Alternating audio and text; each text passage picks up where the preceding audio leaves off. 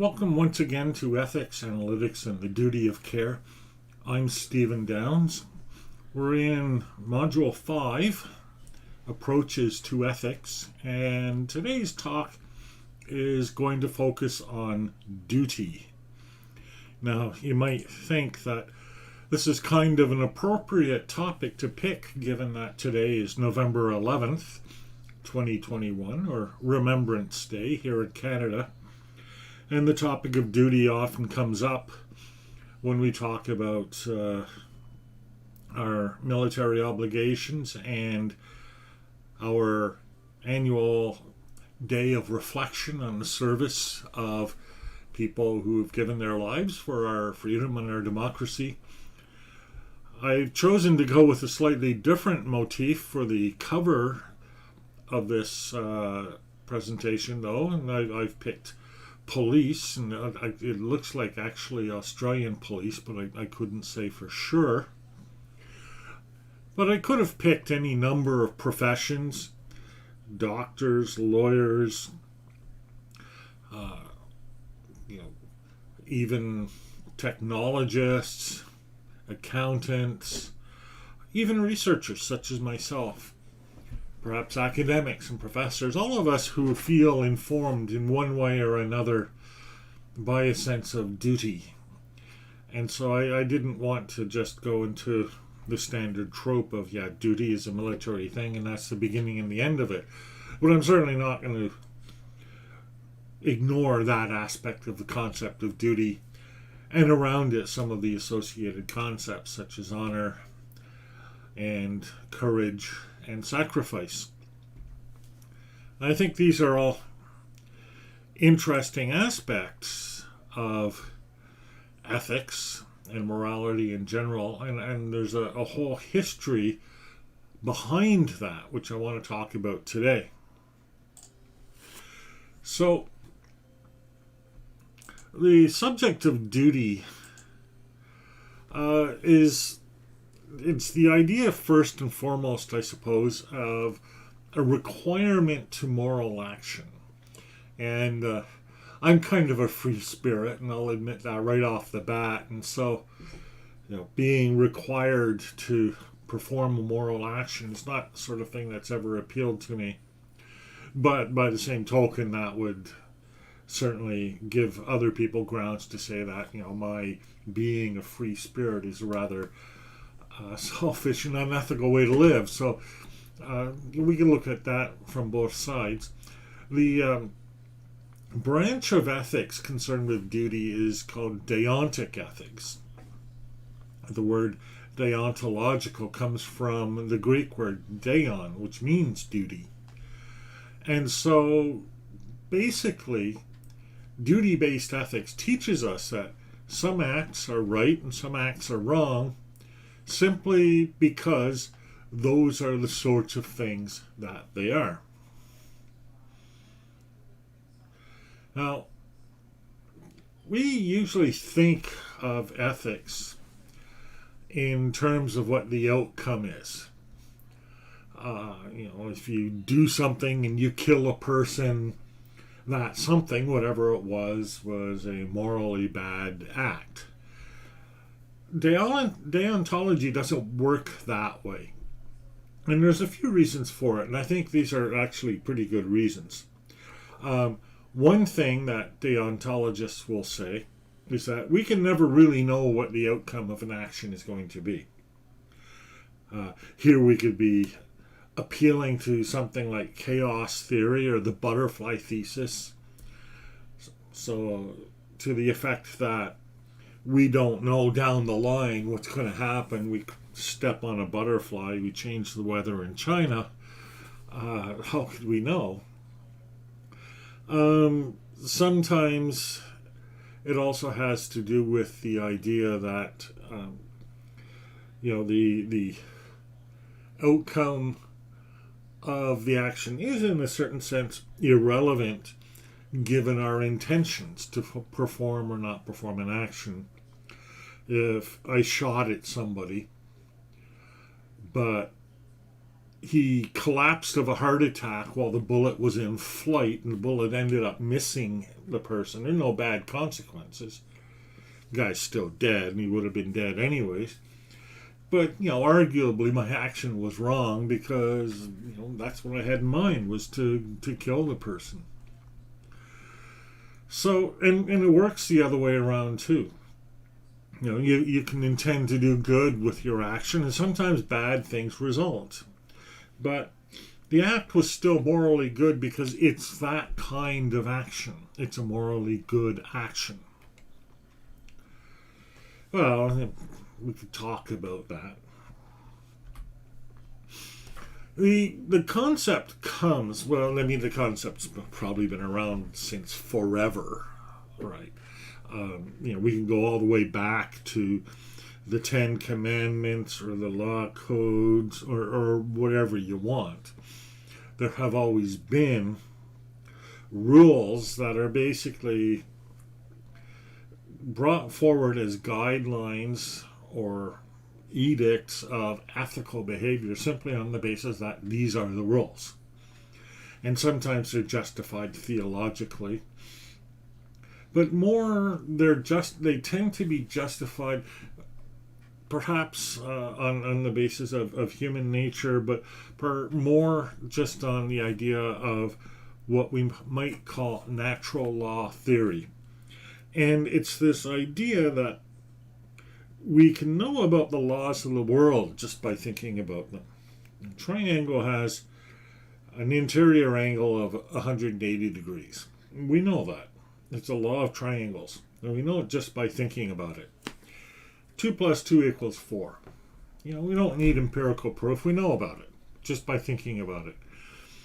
And similarly, we can know moral truths in the same way. They're inherent in the concept of morality, if you want to put it that way. So, and some of these will seem really intuitively obvious to you.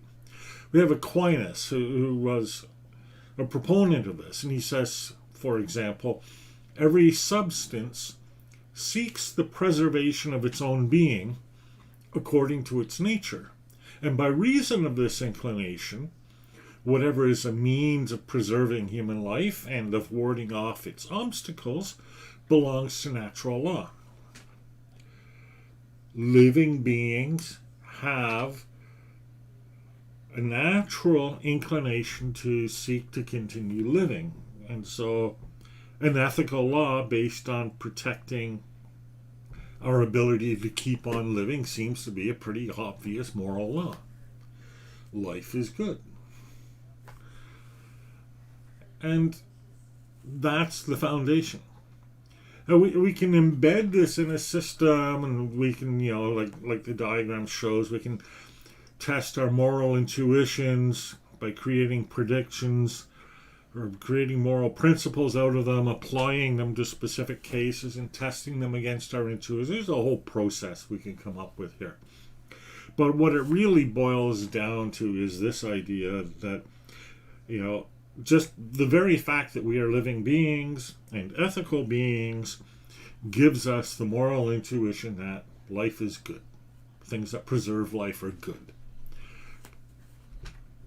There are different ways you can set this up. And one way is to distinguish between act intuitionism. That's the idea of knowing whether a particular act is a good act. Or rule intuitionism, where the focus isn't on the individual act, but rather on the rule that governs the act. And so the intuition is that this particular rule is a good rule. Following this rule is morally good. Don't lie is a rule. And so the intuition here is that following that rule would be good. Natural law persists. Natural law theory persists to today. It hasn't gone away. And actually, and I haven't done an empirical examination, but I would imagine that a good percentage of the population adheres to some form of it or another. John Finnis and Germaine Grisetz are contemporary writers writing out of Notre Dame. And they've offered us a set of 7 basic, self-evident values from which moral norms could be derived. The 7 are basically life, health, and safety, our capacity to know about reality and appreciate beauty, our capacity to be excellent in work and in play, our desire to live at peace with each other, neighborless friendship, our capacity to have aesthetic experience as a feeling of harmony and inner peace. And I can personally can speak to that one. Harmony between our choices, our judgments, and our performances. Walking the talk, if you will. And then finally, religion and the pursuit of ultimate questions of meaning and value, or perhaps of the cosmos and the nature of the universe. A lot of people are going to look at those principles and say, yeah, those are the kind of principles that I agree with. But, you know, one of the issues of natural law theory and this idea of moral intuitionism is a plurality of systems of morality. I mean, if you can just intuit it, who's to say that your intuition or my intuition or someone else's intuition is the right one and the wrong one? There are all kinds of ways of cashing this out in different kinds of intuitionist systems that may be more or less supported by the actual way humans are naturally. You know, there's a whole discussion, in fact, about what is natural for a person and what isn't. Is it natural for a human to fly? Well, clearly not. We can't flap our arms and become airborne, but on the other hand, we can build airplanes. What is natural on one hand seems to be what falls into the domain of what's possible. So anything a human can do with their body is natural. Or on the other hand, natural may have to do with overall purpose, objective, or goal, right? And if the purpose of a human is to stay alive and reproduce, then you can come up with a narrower definition of natural. Similarly, values, those values that correspond with our moral intuitions, can be described in any number of ways. I've illustrated just one such system here, Schwartz's value theory, which talks about 4 dimensions of values, including openness to change, self-transcendence, conservation, and self-enhancement, with subcategories of things like stimulation, hedonism, achievement, power, security. Now, are these good things? Are these bad things? Or is any combination of these things as values and non-values acceptable? Or I could bring in this context, Maslow's hierarchy. The 5 stages of needs that people have. And needs are certainly something that seem to flow from who and what we are. So we could begin, as Maslow does, with physiological needs, and then once those are met, look at safety needs, love and belonging, esteem, and then finally at the pinnacle, self-actualization. Or as one wag put in there as well, Wi-Fi. Gotta have Wi-Fi. So that's a weakness of the natural theory of ethics and value theory. So we can go back to what is the human, what is human nature, and a good place to start for this discussion in this context, in this day and age, is with Jean-Jacques Rousseau, the French philosopher of the 1700s, who observed at the beginning of his book, man is born free, but everywhere he is in chains. And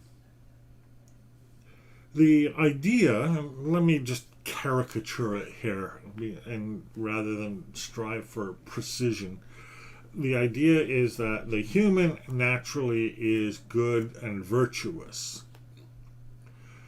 but society and the constraints and the artificial demands and artificial needs and desires that society brings to us constrain that. And it's funny, I express thoughts about Rousseau in this way, and I'm thinking as well as of Kylie Lasson of Adbusters magazine, or Noam Chomsky of Manufacturing Consent, talking about the same way the structures and actions of society create artificial desire, and in so doing impinge on one's dignity and one's freedom. And this is based on the system based on capital and self-interest. And here I'm quoting from the article, not from Rousseau himself, but from the article. The hope of creating a stable and just political society on the basis of narrow self-interest is a soul-shrinking and self-destructive dogma masquerading as a science of politics. For Rousseau, what was important was the meaning and importance of human dignity, the primacy of freedom and autonomy, and the intrinsic worth of human beings. And let me be careful here. When we use the word worth in this context, we're not talking about numerical worth or, thinking of it in terms of finances, how much money a human could get, or value, as in a person is more or less valuable. We live right now in an environment where virtually every concept that we have and every discipline that we have ultimately it breaks down to some description in terms of money and finance. But Rousseau didn't live so much in that world, and he wasn't using the words like worth in that sense. And I don't think we should either. So, influenced by Rousseau and influenced by the people like St. Thomas and rights theorists, we have Immanuel Kant, who lived in what is now called Kaliningrad, and never left the city. And Kaliningrad is on the far west side of the Baltic Sea, in what is now a Russian enclave, which is kind of interesting, but back then it was Prussia. So Kant talks about duty and the right of ethic as derived from reason out of the concept of necessity. So there are different ways we can get at this, but we'll get at it this way. Kant says, nothing in the world or outside the world can possibly be conceived that would be called good without qualification, except a good will. Now, by goodwill, he isn't meaning charity or goodwill stores or something like that, but more will in the sense of, maybe Nietzsche's will to power or Schopenhauer's will to live. The actions of a rational being to project oneself, one's ideas, one's thoughts into the world. So he says goodwill is good because of how it wills. And how it wills is ethically. So a good will is good in itself.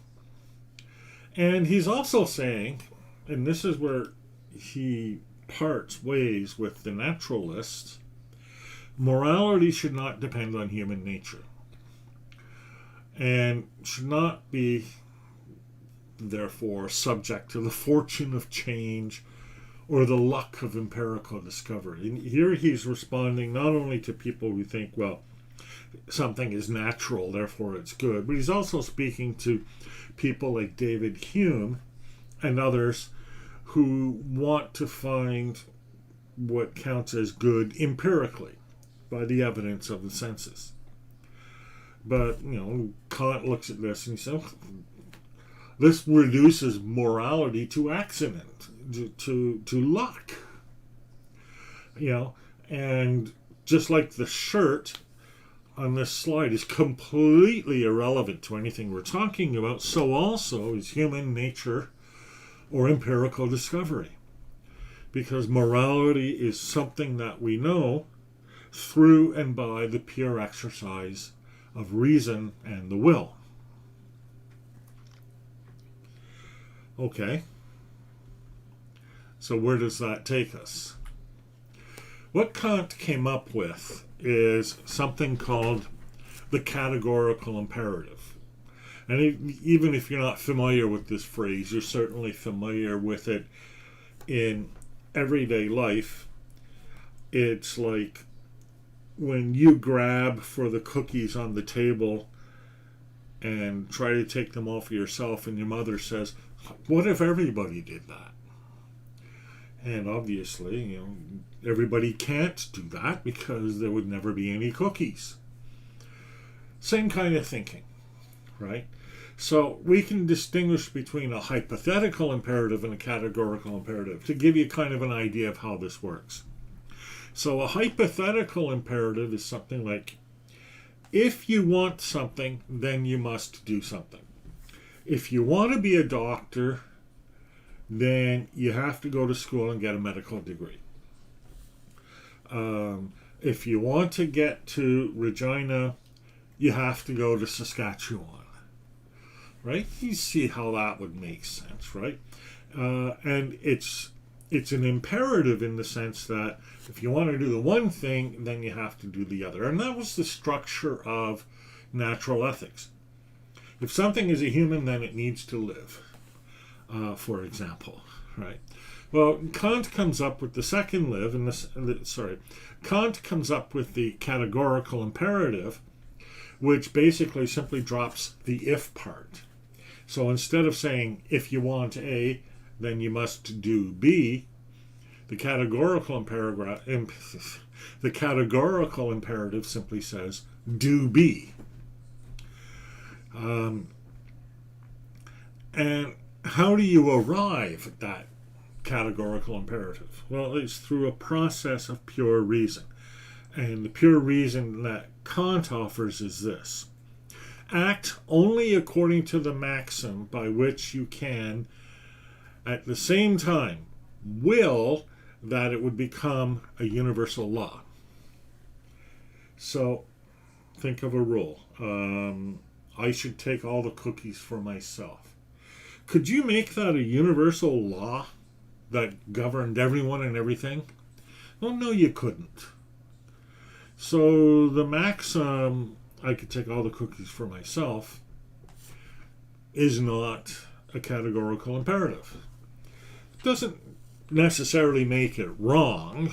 I mean, it might be, right? Taking all the cookies for yourself seems to be wrong, but not all of our actions are covered under the condition of becoming categorical imperatives. We do all kinds of things on a day-to-day basis.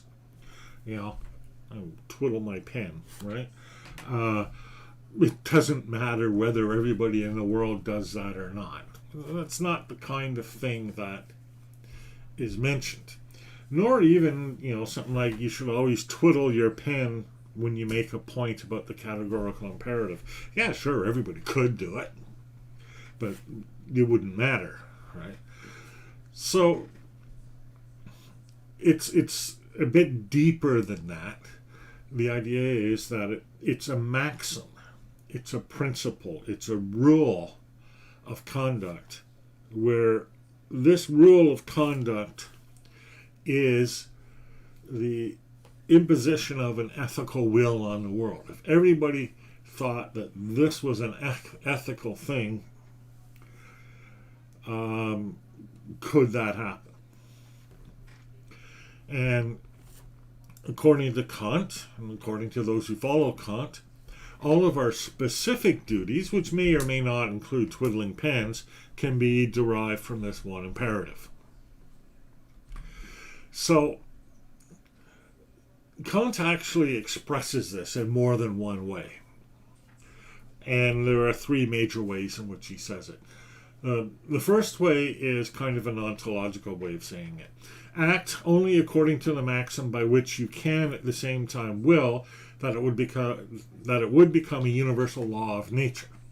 You see how he's flipped that around, right? Instead of nature imposing itself as a universal law of ethics on us, it's us coming up with this maxim and applying it to nature. And then we ask, could this be a law of nature?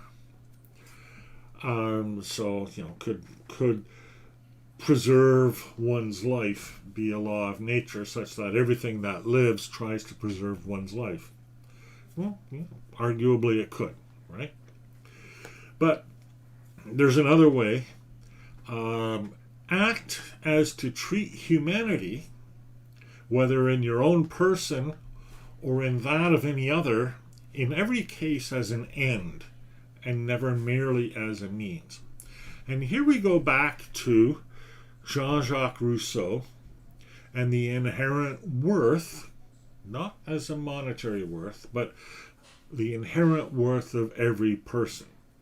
Here we think of every person as an end, and we can cash that out in different ways as well. But I think a good way of thinking it is this: every person is valuable in and of themselves as an end, in the sense that every person is able to have this will, this capacity of reason to create their own moral reality, their own understanding of ethics.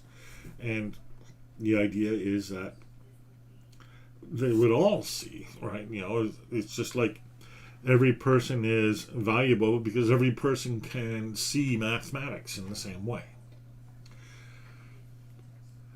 And then there's a third way of putting it: act that your will can regard itself at the same time as making universal law through its maxims. Here we're not just talking about universal law of nature. Here we're saying universal law. And we can think law in the terms of, say, laws of God and man. Could the edict "don't steal" become the law of the land? Again, arguably it could. It wouldn't result in the collapse of society. And while we can see the appeal of this, I've sort of applied it to machine learning in the diagram on the left. I stole the diagram from an article in Towards Data Science, but it's the same sort of principle. So, take a human or machine action, run it through the deep learning network, and ask yourself, is the action within the ethical AI intuition scale? And we give as feedback, and here's where our own intuitions come in: yes, it is, or no, it isn't. If no, it isn't, then the action is prohibited. Or if yes, it is, then the action is allowed. The machine executes, or the human action is validated. And that feels a little odd, doesn't it? And I think that oddness is an intuition that we need to respect here. So let's look at what Kant says. Act as though something could become a universal law. And let's ask it the other way around. What would prevent something from becoming a universal law? Because, as I said about, with respect to naturalism, anything the human body can do is natural. Which leaves pretty slim grounds for objecting to something on the basis that it's not natural. And a similar thing happens here. Pretty much anything that you can do is universalizable, even in some trivial senses, right? Like, all beings who are sitting in Stephen's office at this moment should twiddle their pen. Well, there's one and only one, that's me. It's a universal law, we're done. And there's no contradiction in that. Well, maybe it should be more generalized. But, that becomes, what is it? Is it all people at this time who are any person twiddling any pen, it doesn't make sense. Logical contradiction is too weak a restriction here. Anything we could all do as humans falls under this. Anything and everything falls under this. Because nothing we do, nothing that anyone does in the world is a logical contradiction. By the simple fact that you can't do a logical contradiction. So that's why we get a different definition of preventing something from becoming a universal law. And we can invoke, say, the concept of the teleological contradiction, which is something like contrary to a purposeful and organized system of nature. And I mentioned that again with respect to natural law. Now I bring it up here with respect to contradiction. So we could say it's a contradiction to a purposeful and organized system of nature to act in a random and capricious fashion. Well, that seems to be pretty much the case by definition, right? And we could work from there. What would be random? What would be capricious? What would not lead to purpose? What would not lead to an organized system of nature, etc.? And so we could say, it's, a maxim like, love anyone you love, or love anyone you want to love, could raise a teleological contradiction because now love is no longer purposeful. It's not directed towards some end. It just is what it is. And people make that argument, and a lot of people oppose that argument. And it doesn't seem that that sort of contradiction is going to be sufficient on which to base moral law. Well, you could adapt it even to practical contradiction along the lines of it would be ineffective for achieving my purpose if everybody did it. So, and that's the cookie principle, right? If my purpose is to get as many cookies as I want, and my maxim is take all the cookies you want, then I am not going to get as many cookies as I want. I might not get any cookies at all. And so my maxim contradicts my practical purpose. And we see this actually in practice quite a bit even during these days of the pandemic, which is why these images are here on the slide, where sure, people would like to not wear a mask, but what if nobody wore a mask? Well, then we would have a case of a widely spreading pandemic. And there's a whole ethos around that kind of thinking, and it extends far beyond ethics. We have this concept of, in economics, what we call the free rider. You've probably heard of that, right? And it plays out in things like the tragedy of the commons. And the idea here is that in a common environment where everybody is contributing, one person might decide not to contribute, but only to take. We'll call that person Donald Trump, just hypothetically. what if everybody behaved that way? Well, then nobody would produce anything. People would only be taking. Society would collapse. And so even the person who wants to take and take and take can't continue to keep on taking. And we come back to that quote about Rousseau's philosophy, basing a society on self-interest is, nonsensical. And it's nonsensical just particularly for this reason. If everybody acts only in their own self-interest, we don't get to have a society. Similarly, with the tragedy of the commons, if somebody goes into the commons, let's say the commons is an apple orchard, and they pick all the apples for themselves, and they take them away and they sell them on the open market, just like John Locke says they should, then nobody else gets any apples. And over time, the commons becomes overused. There's no apples even for seeds, and of course nobody's tending to the trees because this one person's taking all the apples, and the commons eventually collapses. And even the person who was taking the apples doesn't get any more apples. It's the cookie jar kind of logic all over again. And that's the tragedy of the commons, and it results from failure to recognize the contradiction in that sort of selfish act, which in turn acts as justification for division of the commons as private property among all the interested people, which ends up all in the hands of the person who took all the apples, but that's a different issue. Well, how does that line up with real life?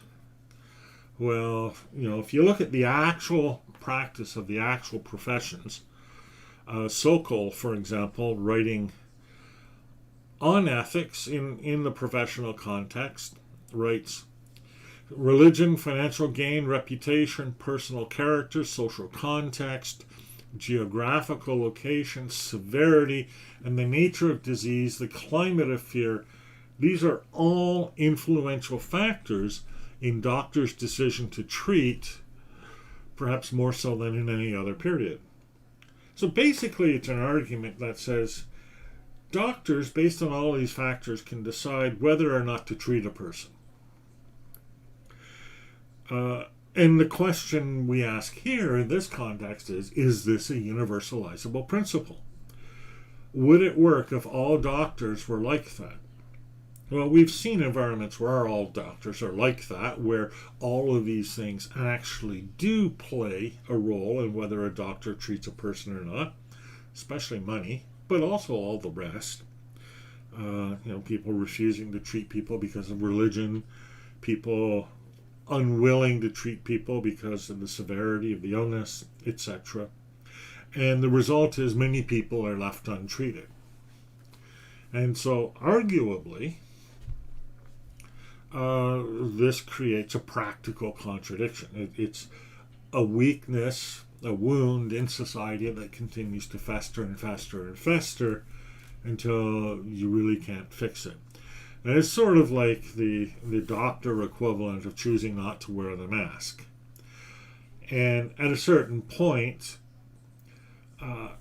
just in order to be consistent, just in order for the whole profession of doctoring to make sense, you have to take away some of these conditional and arbitrary and luck-based factors and go back to the principle: doctors treat everybody regardless. And that's where you get things like the Hippocratic Oath, and that's where you get things like organizations like Médecins Sans Frontières, Doctors Without Borders, who, as I write, or as I speak, are treating people in Afghanistan and Syria and other places other doctors won't go. So there's something to be said there. Kant comes up with a number of examples. What if I make a false promise so I can get myself out of difficulty? Maybe a person's on a deathbed and they say, honor my last wish. Give all my money to my kids. I don't care what my will says. And you say, yeah, I'll do that. Well, what if everybody did that? Then nobody's last wish would ever be respected.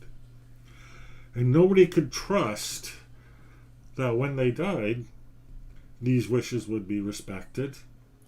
And so people wouldn't leave anybody in charge of their wealth when they died. They'd do something else with it. Maybe just waste it. Maybe just burn it. Maybe just take it with them, like the tombs of ancient Egypt. Committing suicide. Again, what if everybody committed suicide? Well, the concept of a continuing society ends. And that's a principle that's actually been instantiated. We had Jim Jones, Jonestown, with the drinking of Kool-Aid, and that cult ended. We had David Koresh and the Branch Davidians, who went down in a wall of flame. It wasn't quite suicide, but it wasn't not suicide, etc. There's any number of suicide cults, and one of the main results of suicide cults is the cult ends with the suicide. Neglecting one's talent. What if everybody said, I don't really need to develop my own talent? Well, then nobody would get anything done, would they? And so on. You can come up with more examples like this, and based on these examples and then generalizing over them, you can come up with something like a system of morality that we were able to think about as though it were the interior angles of a triangle. Just something that's based on logic and rationality, and that's it. Well, there are, of course, criticisms of Kant's approach, and I'll mention 4 of them here that have been brought up in various publications. Mandating trivial actions. I covered that earlier, and I don't really think that's an objection. Endorsing cheating. And I've actually illustrated that with a completely unrelated publication, but I thought it was pretty good because if we look at the factors that go into whether or not very well educated and very reasonable people actually decide cheating is okay. Social responsibility or mastery and approach of their goals isn't enough to get them not to cheat. You have to actually get them to agree to some kind of self-transcendence value, some idea that society is worth more than just whatever is good for me. But even so, one would say, like, we can put this into a different context. Let's put it in the context of sports, and the similar sort of argument would be, well, for the good of the game, you shouldn't cheat. Because if you cheat, it just breaks down any trust in the game. And we think of baseball, and baseball almost ended when the members of the Chicago White Sox, who were then known as the Black Sox, were caught betting on games. Or caught not betting on games, but throwing the game to assist people who were betting on games. But that doesn't eliminate cheating from baseball. We've had in recent years examples where the Houston Astros and the Boston Red Sox cheated. They used electronic devices in order to figure out what pitch a pitcher was going to throw and then to signal that to the batter. And it probably still happens even in the game today. And Major League Baseball is kind of meh. Like, if you can do it and get away with it, fine. And you sort of wonder, like, here we have a case where even for the good of the game doesn't give us an argument against cheating. And that seems like a pretty fundamental value to be indifferent about. Certainly in the academic world, if cheating becomes a value, as it certainly seems to be in places like Harvard Business School, then somehow academic value is undermined. Other criticisms, prohibiting permissible actions. So the one example, the example I read is, I flushed the toilet at precisely 3:14 this afternoon. What if everybody did that?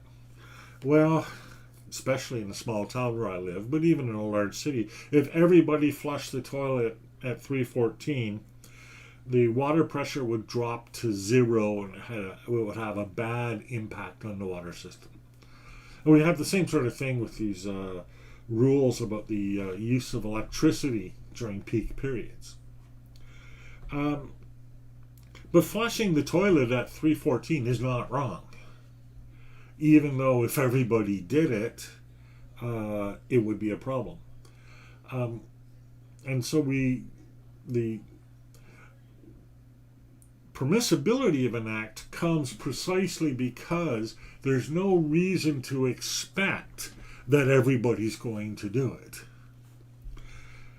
Even if you can hypothesize a scenario in which that happens. Then the worst of these is mandating genocide. And again, in the same article I read, it suggested, what if the principle was kill Americans?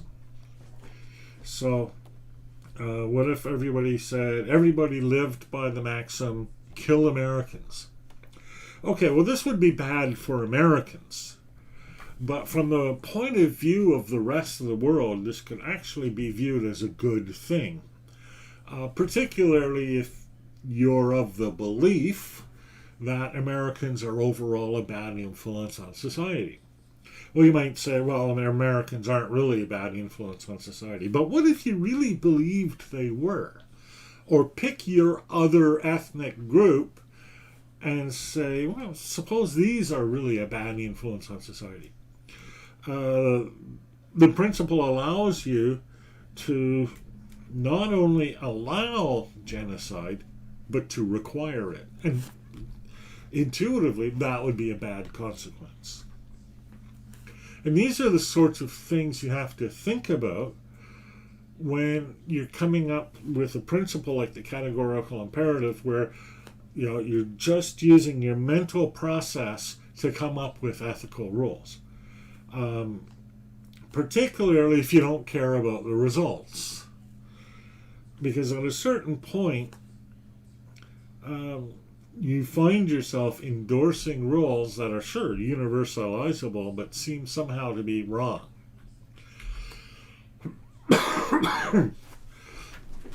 And that's one of the major criticisms of an ethic of duty. That is basically inhumane.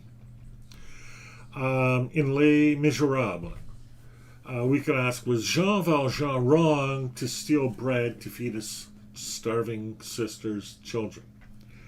He got, I don't know what it was, 20, 24 years of hard labor for doing it, but was he wrong to do it? Would it have been wrong to lie to the Gestapo if you were hiding Jews from them? Well, if your moral principle is never lie, then, well, I guess you just have to tell them the Jews are there and take them out and have them executed. A lot of people wouldn't be comfortable with that, including myself.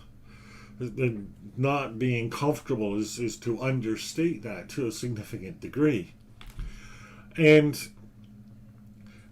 actions like this really do, it seems, depend on the consequence and not just simply following a rule.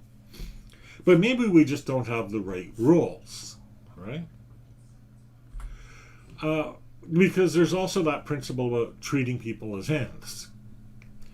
And in pretty much all of these examples that we talked about, The bad result that we got really was a result of just treating people as disposable. Um, the suicide thing, the cheating thing, the genocide thing. Uh, all of these are cases where we actually didn't take into account the dignity of human beings at all. So, really, maybe it's a two-step process, right? So, if we have a moral principle, the first question we should ask is, does it involve violating the dignity of a human being, or human beings generally? And if it does not, then we ask whether the maxim can be universalized.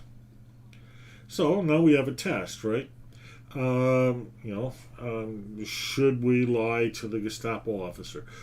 Well, that doesn't really respect the dignity of the human beings who are hiding from the Gestapo officer.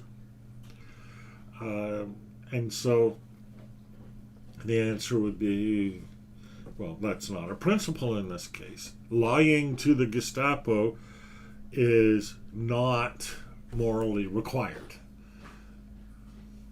or morally objectionable, I should say. And that's a good thing.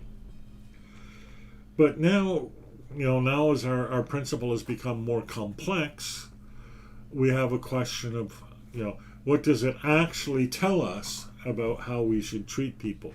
What does it really mean to violate or not violate the dignity of a human being? Well, there are different ways of expressing this. One way is another one of these universal principles that people cite on a constant basis, the Golden Rule. The Golden Rule is basically the principle of treating others as you would like to be treated yourself. And as Wikipedia says, it's a maxim that's found in most religions and cultures. Lots of people repeat this mantra. It's a terrible rule. I'll say that right now. And I won't even be equivocal about it. First of all, how do you know how other people want to be treated? You could ask them, but they might lie. Or you might misunderstand them. Or they might not actually know themselves. So there are plenty of ways of getting that wrong. Just treat them how you would want to be treated yourself. But you are not them. And their tastes and your tastes might be very different. I see that in online forums all the time, where somebody comes into a forum, is rude, is direct, is littered with obscenities, attacks people personally, and you say something to him, and it's always a him, and he says, "Well, I don't mind if other people treat me like that. It's just it's a dog eat dog world," and that doesn't seem like a good defense of that sort of conduct. It seems like a misapplication of the Golden Rule. And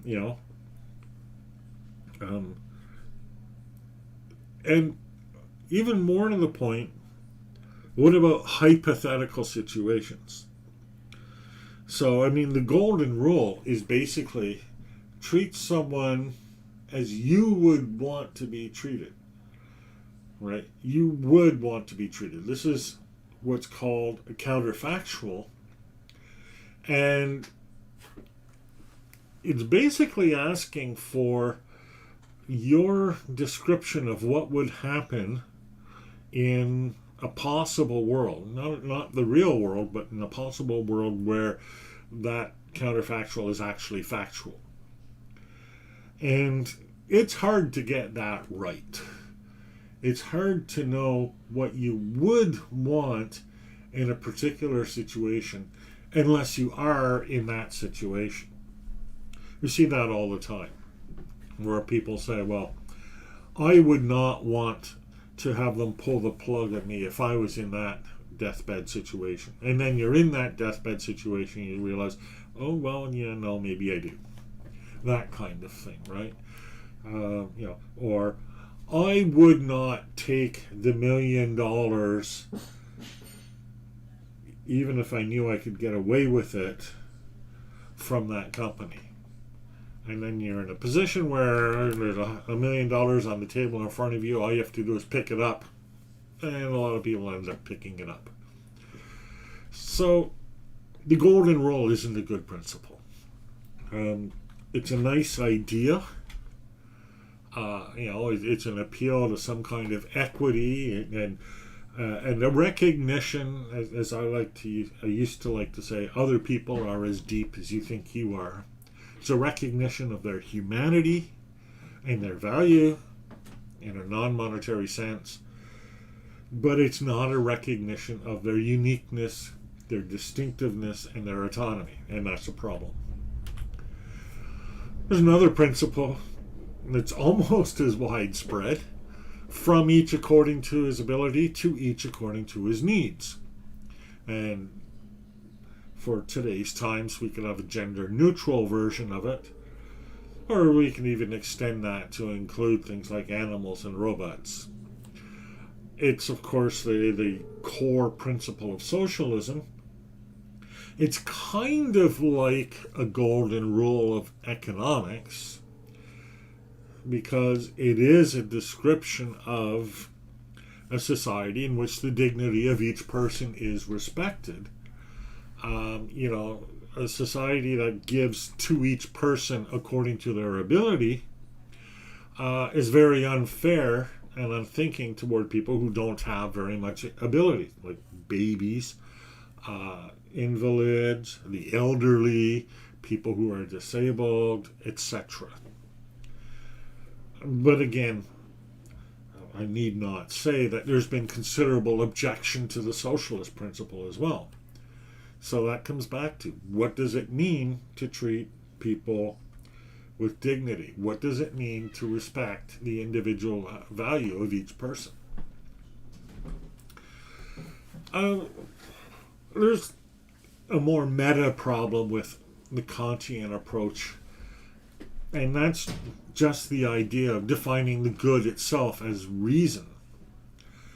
If reason is what makes what we decide good, if this is it, then we have to ask, are those who have more reason than others intrinsically better? Now, one of the appeal of natural ethics is they're the sort of ethics that any common person can come up with just by thinking about it for a bit. So anybody, pretty much anybody, except, the aforementioned infants and invalids, could come up with principles like you shouldn't lie, you shouldn't kill, etc., as morally good principles. And just by their own innate capacity of reason. But what if you can't reason? And are thus not really a moral agent in that sense? Are we better than that person? Or, for that matter, are we better than animals because we can reason and they can't? Does somehow our conclusions have greater ethical purpose or ethical worth than theirs? Is our struggle for survival inherently ethically superior than, say, your dogs or your horses? Or flip that around. Suppose the supergalactic came to us and were demonstrably better at logic and reason than we are.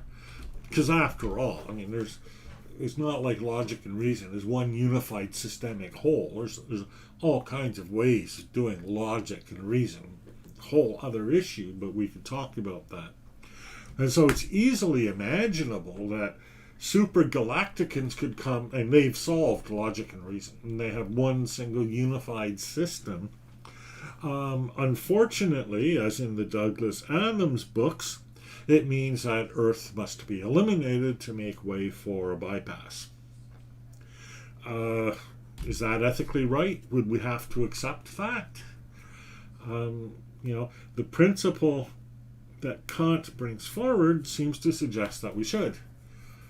But that would be the end of humanity, and that seems to me to be bad. But even more is just this idea of accepting reason as a value in and of itself. Accepting reason as the locus of ethical good. That whatever is ethically good is so because we can arrive at it from reason. I've put a Ralph Steadman illustration in this slide to illustrate the opposite of that. And again, there's no good reason to put a Ralph Steadman slide in there, but I did. But even more to the point, Ralph Steadman is the gonzo to artists that Hunter S. Thompson is the gonzo to journalism. And the whole point of Hunter S. Thompson's journalism is that it's incredibly subjective and arguably insane, certainly drug-informed, and yet undeniably brilliant. And that's the problem with reason. It's not the only game in town. And it's not simply that the alternatives are just luck and chance. And the alternatives might produce the moral equivalent of a Ralph Steadman diagram. And, from the point of view of reason, we look at that and it seems repugnant. But at a certain point, we say, well, wait a second, it's a Ralph Steadman. And there's a lot more going on there than we thought there was going on there. Another aspect to think about is autonomy. What's important in Kant's dictum is that we do not depend on an external moral authority to unveil moral law for us. We discover it for ourselves. And yeah, I personally really like that principle. And that's a big one for me because I don't like to be simply told what's right and what's wrong. It goes back to the objection to duty that I raised at the beginning of this talk. But how autonomous are we really? And here I reference the Stanley Milgram experiment, where people were basically convinced to apply greater and greater and greater electric shocks to victims. Now, spoiler, they didn't really administer electric shocks to victims, but they thought they were, and that's what counts here. And if it's that easy to convince people to administer electric shocks to people, then how trustworthy is the autonomy of individual moral agents? We think that they're going to come up with good ethical principles just by reflecting on them, but, if those reflections can be manipulated, they might come up with actually very bad moral principles. And there are plenty of examples through history where that has happened, where entire populations have been swayed to believe moral principles that objectively and with the hindsight of history we now say were in fact very unethical. And that might even be happening now. And part of the problem is, how can you know? How can you tell? How can you be sure that the ethical principle you think you understand and apprehend intuitively has been actually fed to you slowly and carefully through an advertising campaign run by Bill Gates or the Koch brothers or pick your villain, right? And that's a problem. Now, we can manage for autonomy. We can develop social structures that preserve and promote real autonomy. I'm not sure if this diagram captures that. Does autonomy require trust? Does it require responsibility? It's not clear that either of those is the case. And part of the difficulty is coming up with a good account of just what we mean by autonomy.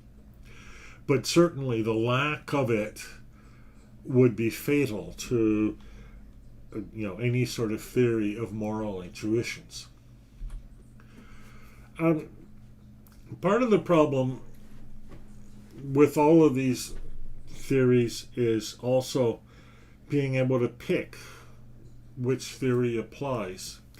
I talked earlier about the inhumanity of some of these moral principles, and we tried to address that by talking about viewing each person as inherently valuable. But even so, if we've got, say, a list of 7 principles like we saw earlier on, which one applies? It turns out, if you have a principle like do not lie, and if you have a principle like do not murder, or do not let somebody be killed, might be a better way of putting it, that can't be your morality, because those 2 principles can't both be true at the same time without some, shall we say, contradictory outcomes. And the Gestapo case is a perfect example of that, right? Let's say through some trick we thought that, no, overall we're respecting people more by following the law and telling the truth than we are in lying in this case, right? So, but if we have a principle, don't let people die, and we have a principle, don't lie or don't break the law, and we're faced with this Gestapo situation, then we're stuck. And so W.D. Ross came up with a concept known as prima facie duties. And the idea here is that they're not strict laws in the sense of commandments or something like that.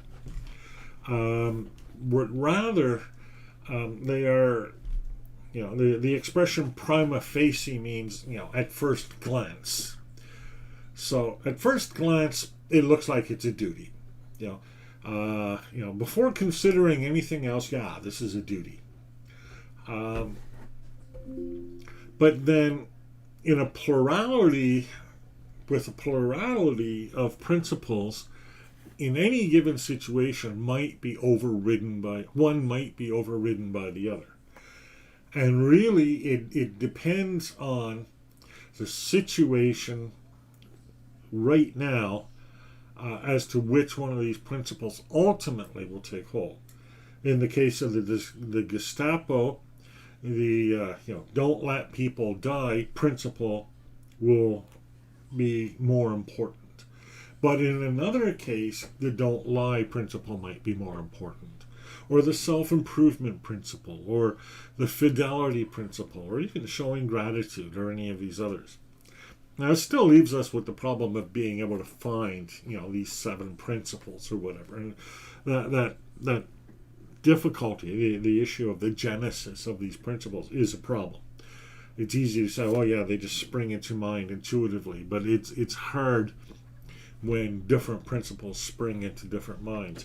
But if we accept the idea that any of these principles in any person are prima facie principles, we can sit down as reasonable people and discuss and determine what the most reasonable outcome would be in the face of these conflicting principles, then we could continue with a deontic system of ethics and a system of ethics based in reason, while at the same time finessing the problem of the origin of principles and of the organization or the priority of principles.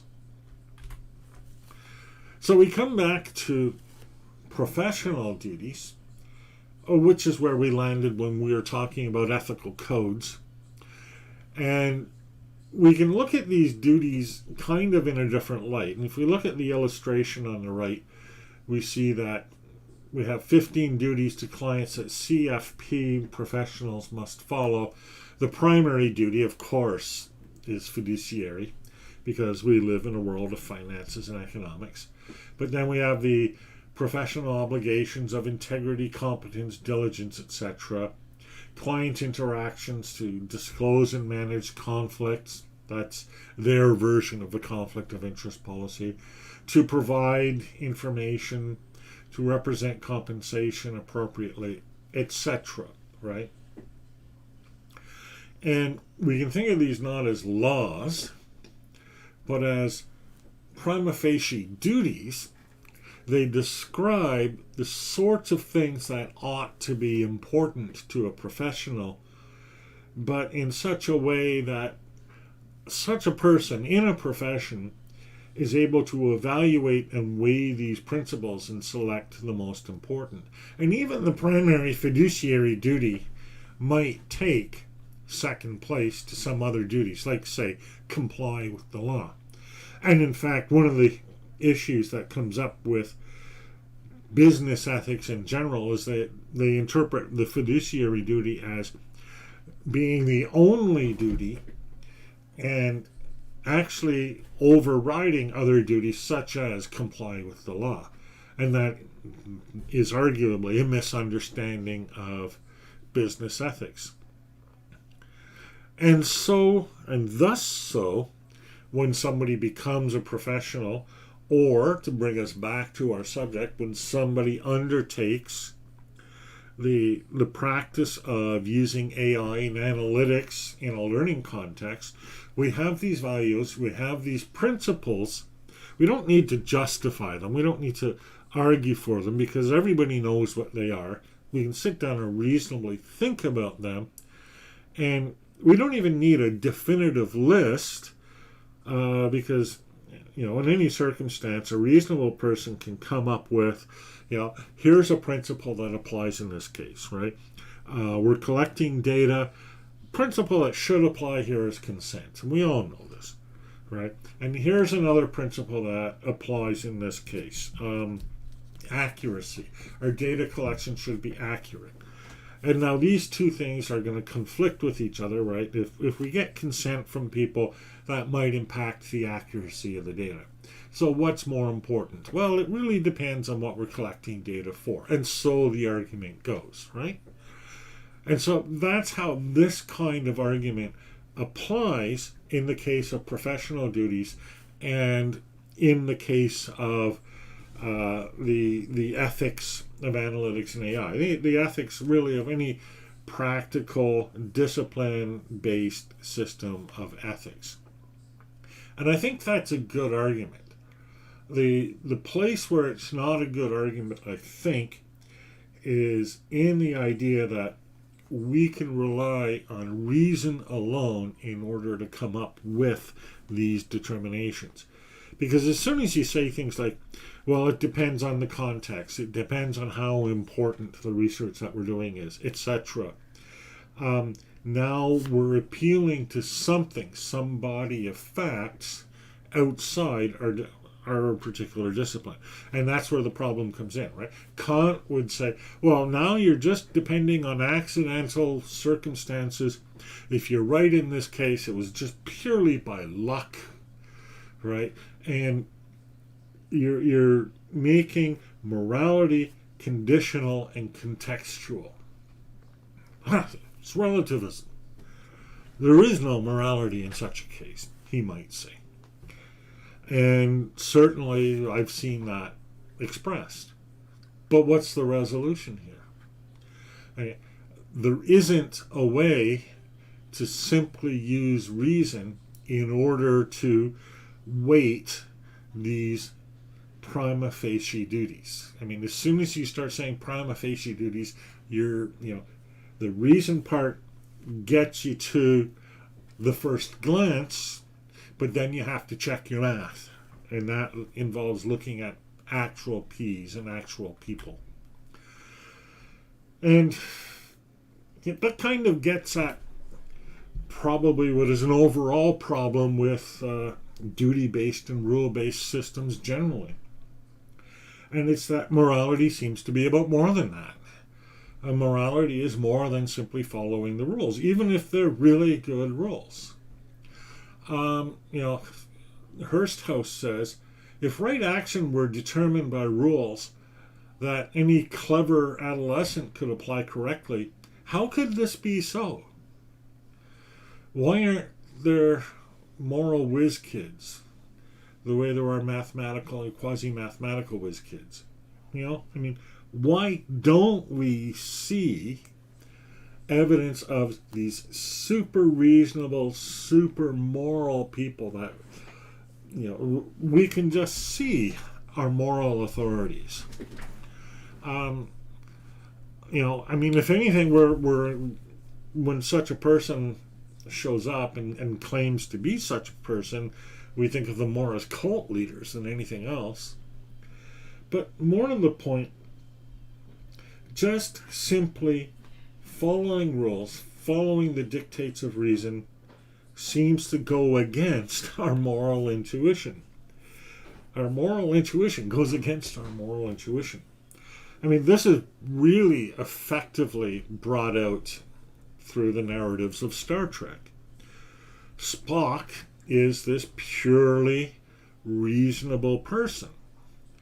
And yet Spock, even though his determinations of the ethics of a situation according to various principles, and some of them are articulated through the course of Star Trek, like infinite diversity and infinite combinations is one of them, and there are others. And even though Spock's reason comes from a really good place, as a way to put behind the violence of the original Vulcan race, it nonetheless seems to ring hollow to people as just not capturing or grasping the humanity of ethics. And we see the same kind of scenario play out in Star Trek The Next Generation, except instead of Spock, we've got a robot, Data, who again is ruled by algorithm and principle, and again we have people suggesting does not respect the humanity of the situation, despite Data's own efforts over time to become more human, to find, as he says, the human equation. And I think there's actually an argument offered by the writers of Star Trek in this situation to try to convince us that, no, the robot actually could pull it off, although he might need an emotion chip. I think that, the arguments are well made. And it's not the case that, no robot could ever be ethical. It's not the case that no AI could ever be ethical. I don't think that's what follows from this. But I think that what does follow from this is that no system of ethics based simply on reason, duty, and principles could ever be ethical. Just because, like the ethics slide in this diagram, it feels too much just like plugging text into a template and hoping that ethics pops out the other side. But as Field and others write, the concept of ethical principles for AI has encountered pushback both from ethicists, some of whom object to the imprecise usage of the term in this context, as well as from some human rights practitioners who resist the recasting of fundamental human rights in this language. And it does go back to, how do we respect human dignity? How do we respect the worth and value of each person? I happen to believe that that's a good principle, that each individual human, each individual life for that matter, and by that I even include trees, has inherent value and worth, not in the financial sense, because that's a stupid way to measure the value of life, but just in the sense that it has a right to exist, it determines its own value, and it's not the sort of thing really that we should be using or commoditizing to our own purposes. But you can't capture that with the rule or any number of rules. It's not the sort of thing that you can just pull out of the air with an algorithm. It's going to require something more. And I think that in a lot of the debates about the ethics of artificial intelligence, one of the key shortfalls of many of these discussions is that coming from a certain technically oriented, machine-oriented perspective, the proponents don't necessarily grasp that the ethics need this thing that is more. And again, that's why in the ethical codes I went well beyond just the ethics of artificial intelligence and analytics and went into other professions like accounting and healthcare and teaching and journalism and the like. Because in these professions, the need for that something more, whatever it is that much more evident than it perhaps ever would be when you're working with and building purely artificial systems. So that's what I've got to say on this, on duty. I think it's a really interesting way of approaching ethics. I think it says a lot of good things, but I think that the discussion of ethics does not begin or end with the principle of duty. I'm Stephen Downes. Thank you for joining me, and I'll talk to you again next time.